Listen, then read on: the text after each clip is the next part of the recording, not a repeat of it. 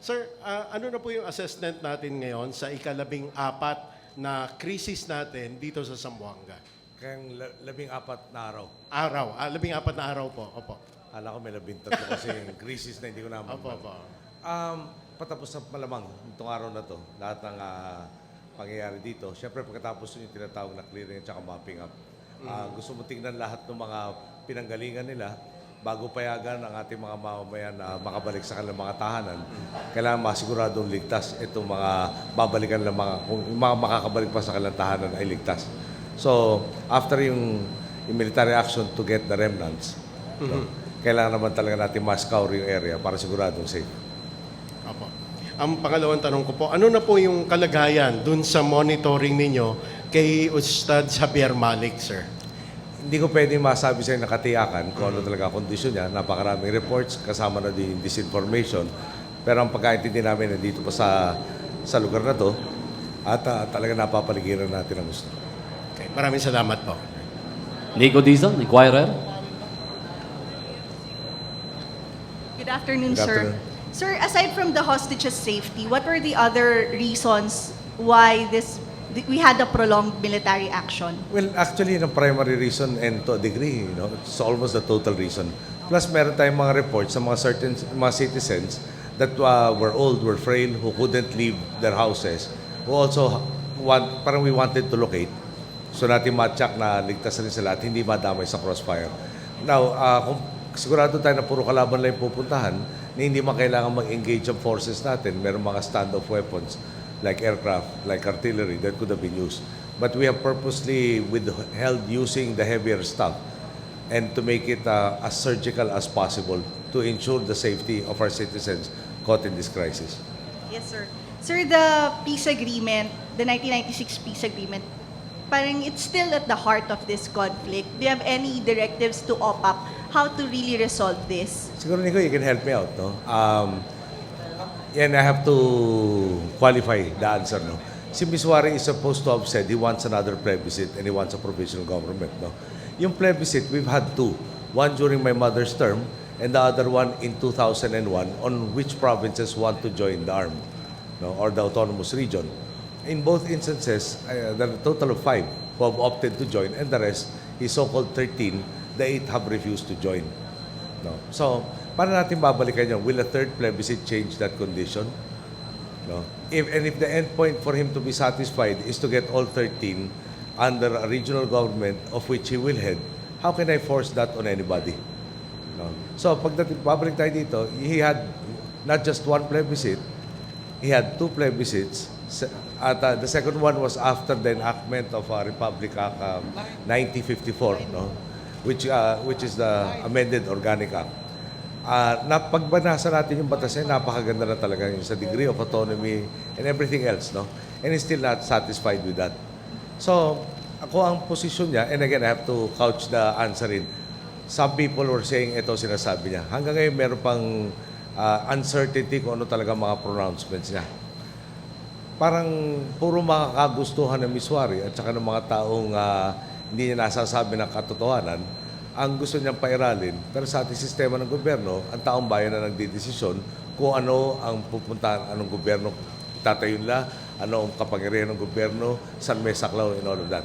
So, they did not give the mandate, or they didn't opt to join in 2 plebiscites. How do you force the 13 to join the new region? So, kung gano'n ang bargaining position niya, o doon yung negotiating position niya, that is not doable. Okay, sir. Sir, last question. Sure. If this is really over, how can we be sure that they won't do this again? Maybe not in Zamboanga City, but in any other parts of Mindanao? Well, I think na-demonstrate naman, no, kung doon may mga susubok, kung ano ibig sabihin ng kakayahan ng Estado at ano yung lakas ng Estado. Siguro, balikan natin, no, kung ang talagang pakay occupy yung Zamboanga City Hall at gagawa ng issue doon na parang ipaparalisa yung gobyerno, siguro klaro naman hindi mo sila nakaporma tungo doon. Okay.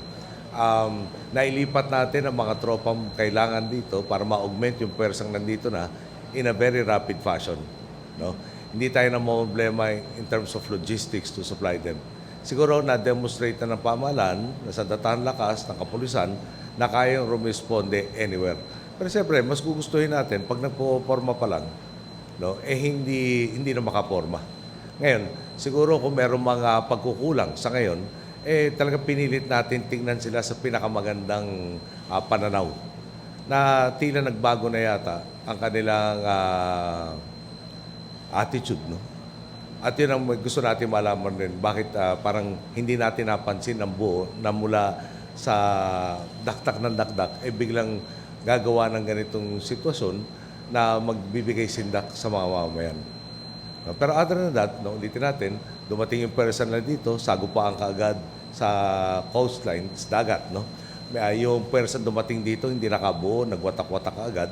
At from the start, no, yung advantages and the initiative came from government. Ngayon, siyempre marami na rin leksyon na tinuro sa atin dito. Yung kakayahan na manunog kaliwat kanan ng buong mga komunidad. Yung wala nang kagustuhan kumuha ng simpatsya. No? At yung mga tao dito sa Buanga City, siyempre sa mga kilos na ginawa nila, lalong napalayo sa kanila. Yung gustong umunawa at kumalinga sa kanila, tila napalayo pa sa ginawa ng kilos. No? So, pwede ba may mga kaguluhan pa? On this level, ang hirap naman yata mangyari pa yun.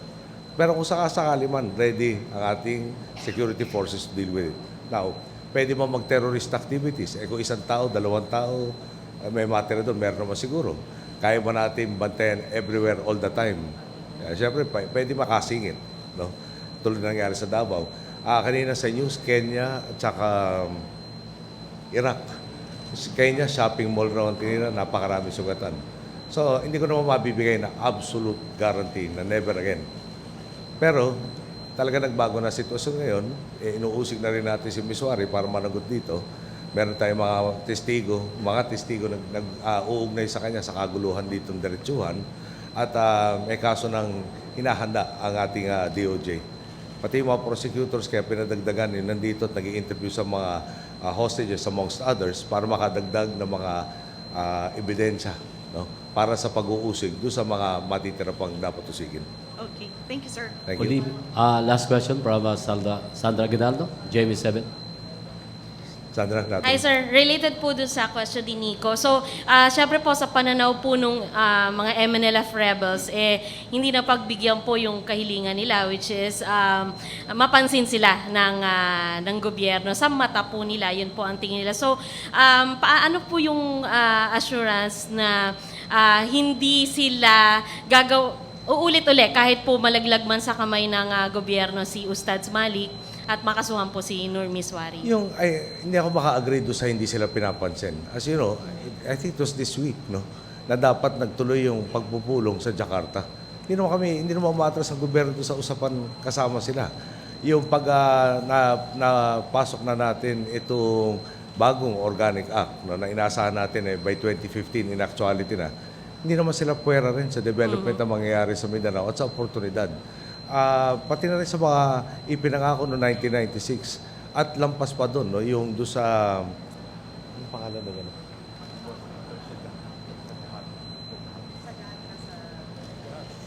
Sorry, chinek ko lang yung pronunciation. Sa Jahatra program, kasama rin sila. Paulit-ulit na dumarating sa atin bago nito, for instance, yung pinapakilalang tao na UN representative na tila ginamit ni Miswari para manlin lang. Inuulit rin sa atin yung mga pinangako na pera, armas, do sa mga sasama sa marcha lang. So, yung mga sumama dito, marami-rami, lalo na yung mga sumurenda na sinabi nila lang sila. As opposed to committed sila doon sa ipinaglalaban ng Miswari. So, madaling salita, yung sila naman siguro nabuhay ay kakalat ang masakit na karanasan nila kung sa nagtiwala sila sa hindi dapat. At lalo makakabawas sa puwersa na sasama pa kay Ginoong Miswari.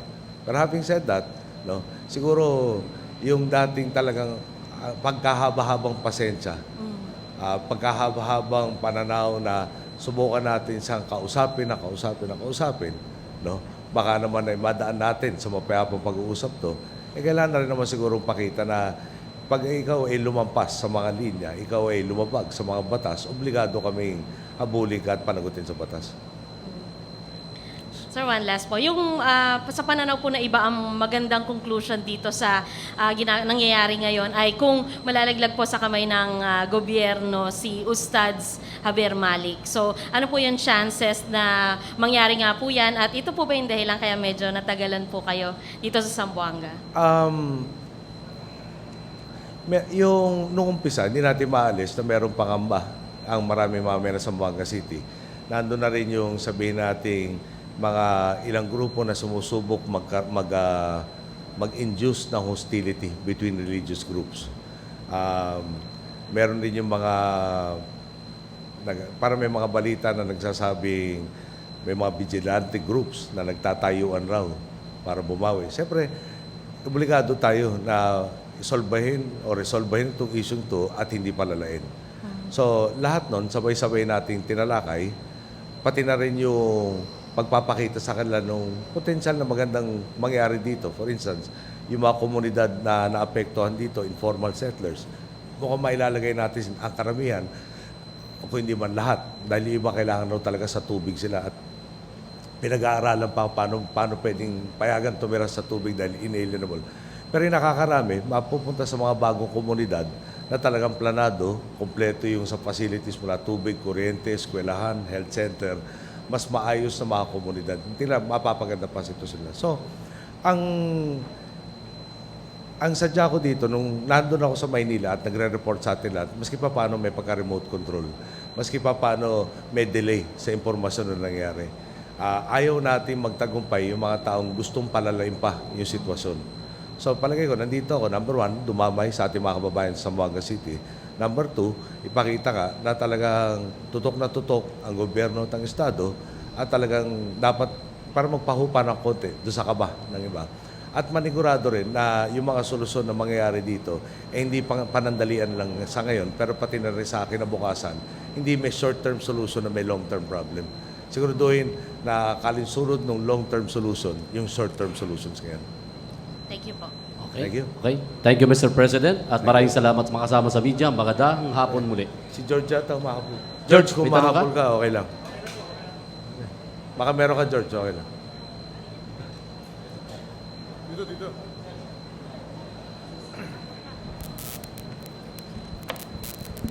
Mr. President, tatanong ko lang po kasi matagal namin pinag-isipan kung bakit umabot ng halos 2 linggo. Na-determine po ba ng gobyerno kung saan kumuha ng lifeline yung mga kalaban ng sundalo para tumagal ng ganun yung bakbakan in terms of food and supplies? Well, later on, matatapos natin pag NASCAR, pero may mga, ayoko muna sabihin sa inyo yung raw reports kung bakit tumagal. In lifeline means somebody was giving them. Parang pananaw dito mukha na pre-position beforehand eh. Now, yung sa Tagal, ulitin ko lang, no? Papasok yung sundalo o yung pulis. Nandiyan sa loob ng kwarto, puro kalaban. Di ba? Sabayan. Pagpapasok yung pulis at maninigurado ka muna, yung nasa harapan mo, kalaban, hostage, magpapatagal. Hindi naman pwedeng tinatawag na reconnaissance by fire. Hindi naman pwedeng mortarin na lang natin kung nasan yung itong mga rebelding to at bahala na lang yung mga mamamayan na baka nandiyan sa gitna. Yun na talaga magpapatagal. Kailangan mahanap sila, kailangan manigurado tayo yung pwersang gagamitin natin, angkop, na hindi sila idagdag yung posibleng kapahamakan na mangyari doon sa mga inosente na napagita sa bakbakan. So, deliberate. Plano, hindi bara-bara, sinisigurado mong mataasan yung kakayahan mong mabawi yung mga hostages. So, kailangan slow, sure, deliberate, at pinag-isipan ng gusto kung paano i-accomplish yung primary mission na yan. Habol ko na lang po, bonus question. Pag-alis po ba ng Pangulong Aquino dito sa Zamboanga, meron po bang iiwanan para sa mga taga-Zamboanga na maaasahan na long-term ay matutulungan sila? Well, nasabi ko naman nung isang araw na, no, ang tinataya kasing gagastusin para dito sa mga komunidad na nasa lanta, about 3.89 billion. In-inform tayo ng ating kalihim ng budget na meron 6.2 billion from the Calamity Fund and the Contingency Fund already available. So may sobra pa doon. Last night, kausap ko si Mayor Climaco at sabi ko sa akin, alam mo, bawat problema, may oportunidad rin. Ito, kumbaga, di ba pag tinignan mo nga yung mga komunidad doon, dikit-dikit yung bahay. Pag may nasunog na isa, pwede masunog lahat. Yung ating bang sewerage at septage system dyan, adequate. Yung bang, in short, community na lumaki ng informal centers, magiging community na planado. No? Meron kang open spaces, meron kang schools, meron kang health centers. In a sense, mas maganda yung lilipatan ng tirahan at yun ang primary. Now, compare mo sa Pablo na mas malaki sinalanta na lugar, infrastructure, etc. Dito baka mas mapapabilis. Baka ayoko naman mag-commit, no? Pero magugulat ako kung 6 months from now, hindi marami-rami na tayong naipalipat sa kanilang mga bahay nila. No? So, ulitin ko lang, hindi tayo babalik sa Kongreso hingi na kaukulang pondo. Nandyan, may nakalaan, may sobra pa. Ay, uwi ako, dahil tingnan ko naman yung Batanes. Yung Batanes, merong, yung report sa atin, medyo rough pa yung tubig. Yung kaya mag-transport doon sa daungan ng Batanes, medyo hirap na tumahak nung ganong klaseng alon. Yung ating Hamilton class cutter, si Gregorio del Pilar, inatasan din, pero hindi naman siya talaga, kumbaga, transport of goods. So, yung mga 2 days ng sailing time, tinitingnan ko pwede mapamadali, kung pwede yung mga C-130 maghatid na mga kailangan na doon.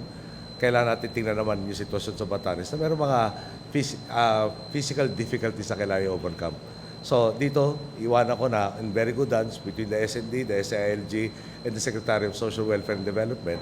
Then I have to check naman on other places in the country para manigurado naman na they're also being taken care of.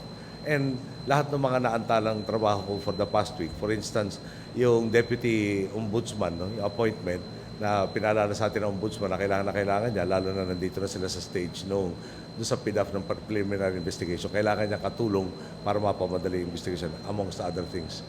So, ulit, talagang iwan natin sa Buanga, huwag kayong mag-alala, no? Hindi yung bahala sa'yo. Kumbaga, habang hindi pa natin tapos, o mula nung siguro on the first or the second day after I got here, talagang pinag-uusapan na yung paano yung rehabilitation. Okay?